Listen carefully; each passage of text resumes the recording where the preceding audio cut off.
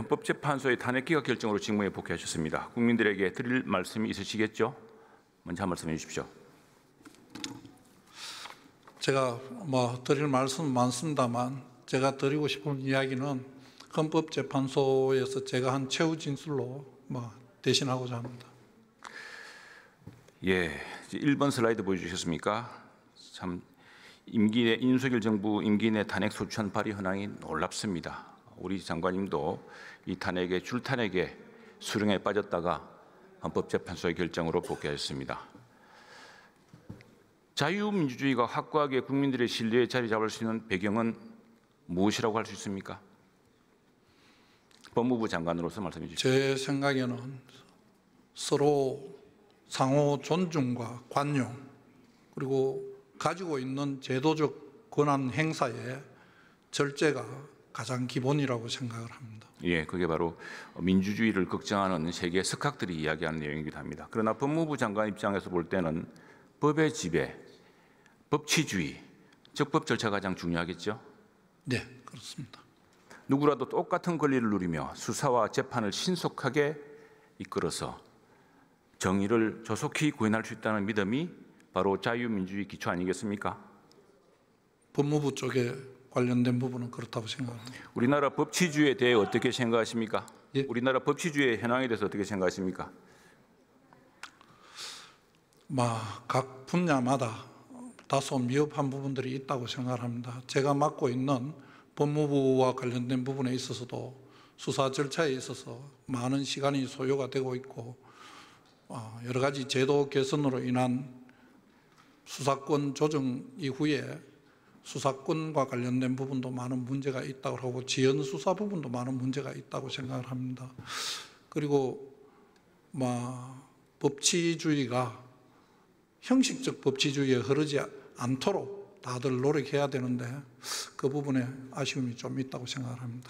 슬라이드에 사법기관 신뢰도 한번 보여주실까요? 예, 법원, 검찰, 경찰, 우리 법치주의의 기둥이라 할 기관들의 신뢰도가 매우 낮습니다. 절반 이하입니다. 이렇게 된 데는 정의의 지연, 지체된 정의의 문제도 있겠죠? 예, 그렇다고 생각을 합니다. 이 나라의 정치 지도자 중 한 사람은 지난 정부 당시의 시장, 지사 시절에 부정부패 혐의로 수사가 시작되고 재판이 진행되었지만 벌써 몇 년째 재판이 제대로 이어지지 않고 있습니다. 법무부 장관으로서 어떻게 생각하십니까?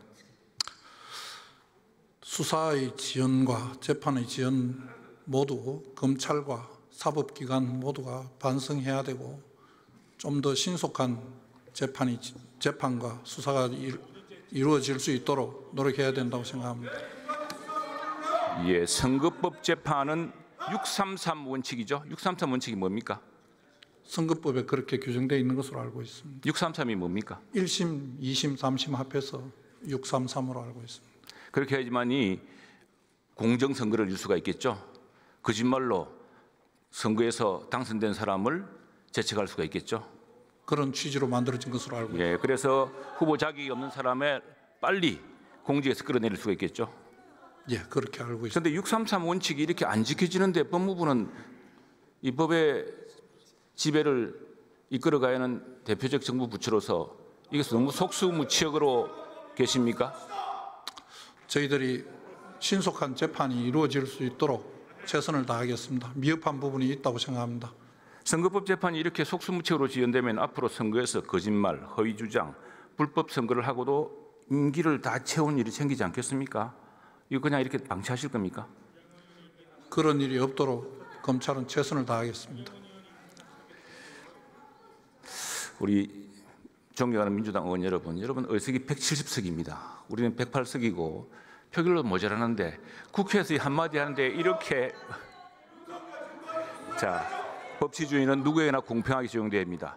이러니 국민들이 유권무죄, 무권유죄, 유전무죄, 무전유죄라고 생각하지 않겠습니까? 이러니 법의 지배, 법치주의를 신뢰할 수 있겠습니까?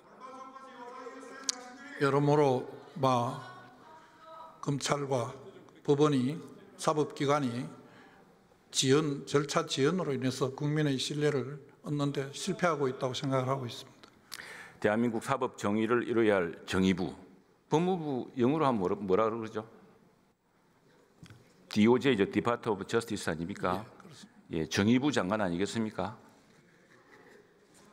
법무부 장관으로서 사법정의구현이 지체되어서 우리나라 민주주의 법치주의의 믿음이 흔들리는 상황, 매우 심각하게 생각해야 됩니다. 명심하겠습니다. 자, 마침 우리 의석에서 나온 이야기 있어서 윤석열 대통령을 석방시킨 그 법원의 결정의 취지는 뭡니까?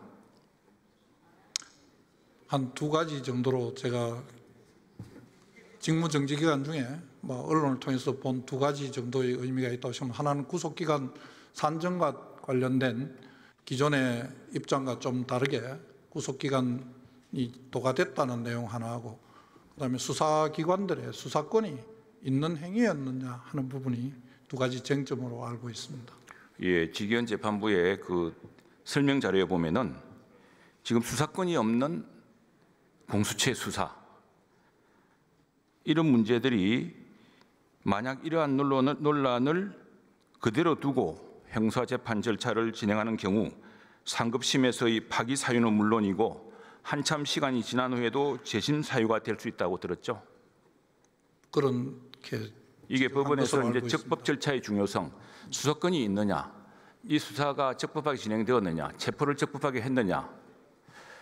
장관님 잘 아시겠습니다. 미란다의 원칙에 나오는 그 미란다는 무고한 사람이었습니까? 절차가 잘못돼서. 그렇습니다. 절차가 그렇게 중요한 겁니다. 우리 초등학생들도 다 아는 미란다의 원칙은 사법에서 절차의 문제, 적법 절차의 문제 아니겠습니까? 어느 사람을 뭐라고 제명을 몰아놓고 그렇게 해서 몰아붙인다고 만일 제명이 결정되고 파면되고 구속되고 한다면 그게 법치국가가 아니겠죠? 그렇다고 생각합니다. 예, 어떤 사람은 법에 정한 재판 절차 시한도 다 어기고 무한하게 재판을 연기시킨다면 그것 역시 법의 지배에 어긋나겠죠. 그렇게 되지 않도록 노력해야 한다고 생각합니다. 예, 법무부 장관은 굉장히 중요한 직책으로서 그 탄핵에서 참 험한 사태를 겪었습니다만 다시 탄핵에서 헌법재판소에서 법무부 장관에 대한 탄핵 소추는 부당하다고 결정을 받아 당당히 나오신 만큼 이 문제에 대해서 최선을 다해서 법의 지배를 다시 일으키셔야겠습니다. 자, 금수완박 이후에 검찰의 부패 수사 능력 저하가 OECD의 걱정 대상이 되었습니다. OECD 반부패 수사기구 뇌물방지협약 이행그룹 WGB라 그러죠. 실사단이 지난 연물 방문했는데 어떤 결과가 나왔습니까? 제가 그 직무정지 기간 중에 다녀가서 정확한 내용 모르겠습니다. 이게 파악해 보십시오. 이게 세계 선진 국가에서 대한민국에서 이렇게 권력자에 대한 수사와 재판이 지연되면서, 아니 권력자에 대한 수사와 재판이 지연되는데 다른 사람들, 다른 부패에 대한 수사와 재판이 제대로 될 수 있겠느냐, 이런 의구심을 품는 건 당연하겠죠.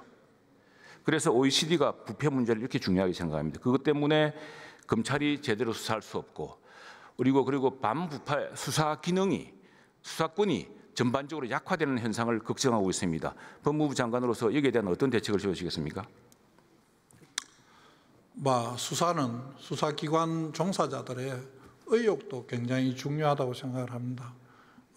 지금 검찰이 의원님께서 조금 전에 지적하신 바와 같이 국민의 신뢰도 상당히 저하되어 있고, 그다음에 수사 절차도 상당히 어렵습니다. 그리고 최근에는 수사 경비 등으로 인해서 많은 어려움을 겪고 있는 것으로 알고 있습니다.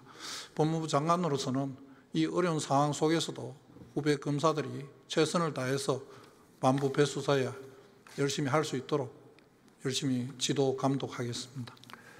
예, 우선 자료 화면을 좀 봐주십시오. 네타냐후 총리 자료 한번 볼까요? 자, 이게 이제 뉴욕타임즈하고 지금 AP통신에 나온 사진입니다.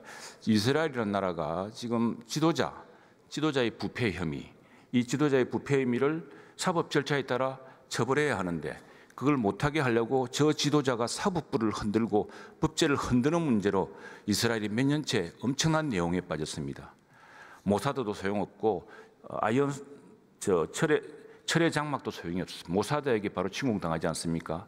이 같은 사태가 법의 지배가 얼마나 중요한지, 법의 지배가 무너지면 그 튼튼한 나라도 어떻게 무너지는지를 보여주지 않겠습니까? 지금 우리나라에서는 선거법뿐 아니라 여러 가지 범죄 혐의로 1심에서 유죄받고 또 상당한 유죄 심정이 굳은 이런 분이 이제 대통령 후보로 나설 가능성이 높아졌습니다. 만일 대통령이 당선된다면 이미 진행되던 재판은 어떻게 됩니까? 그 부분도 저희가 소추 면제 조항에 소추라는 개념에 어디까지 포함할 것인가 하는 부분에 다양한 의견이 있는 것으로 알고 있습니다. 의원님께서 말씀하시는 부분은 가정을 전제로 말씀하시니까 제가 적답을 드리기는 좀 어렵습니다. 우리 국회가 걱정해야 될 게 저런 대목입니다. 저렇게 정말 강구하던 나라, 사방이 적으로 둘러싸여서 국가안보에 관해서는 똘똘 뭉쳤던 나라도 바로 저런 사법부에 대한 신뢰, 사법 리스크를 들기 위해서 국가 지도자가 사법 시스템을 흔들면서 나라가 얼마나 큰 혼란에 빠지는지를 한번 명심해야 될 시기 같습니다. 자, 예, 이제 재판 받고 있지 않습니까? 주장이지 않습니까? 자, 이제 개헌은 시대적 사명이 되었습니다. 지금 오늘 총리도 안 오시고 해서 이 개헌에 관련되면 정부 부처는 어디입니까? 주무 부처가? 저희들도 한 중요한 부분 중에 하나라고 생각합니다. 혹시 정부 내에서 얼마 전에 우리 국회의장께서 대선과 함께 개헌을 하자고 제안하신 적이 있는데 물론 이재명 예비후보와 민주당이 그절로 지금 이게 불발됐습니다만 그 정부 내에서도 개헌안을 검토하거나 개헌 절차를 검토한 적이 있습니까? 지난 정부에도 개헌안이 정부안으로 제출된 적이 있는 것으로 알고 있고 저희들 입장에서는 국회에서 논의가 진행되면 적극적으로 그 논의를 뒷받침할 수 있도록 준비하도록 하겠습니다.